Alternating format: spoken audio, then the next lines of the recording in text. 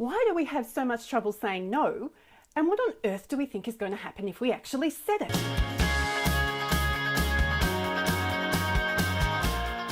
A really interesting phenomenon has struck me from entrepreneurial health professionals, and that's our difficulty in saying no.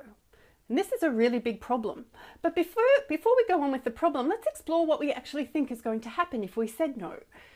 Do we think we're going to burst into flames, or that a tornado will come and destroy our house, or that no more clients would ever turn up?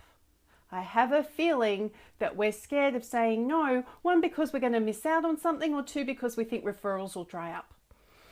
But there's a really big problem if we don't say no.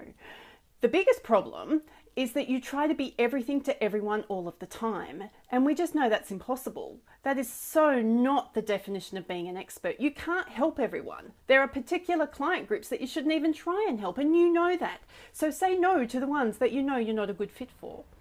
The other thing that starts to happen is that we try and please everyone all of the time. We try and run around after every referral, and we become exhausted because all we're doing is chasing the next referral or chasing the next client rather than focusing on delivering quality therapeutic intervention for our clients.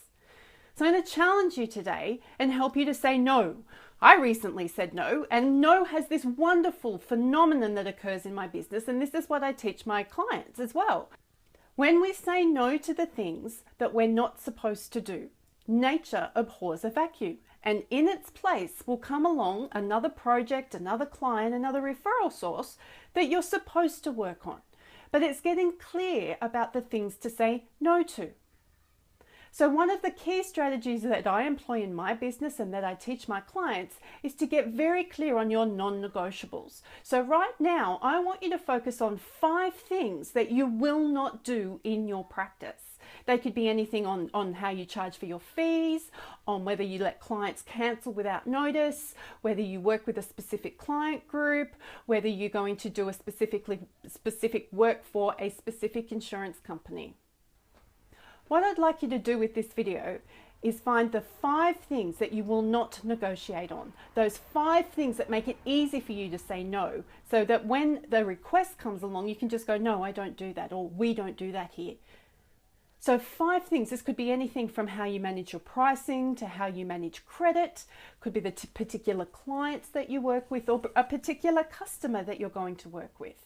If you get very clear about what you will not do, then what you can do and what you're best doing is actually going to find its way to you.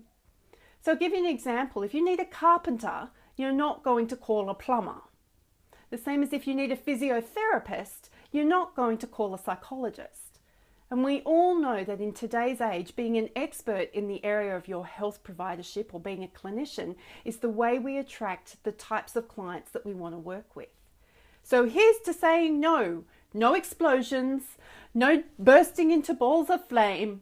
No will actually help you grow your business.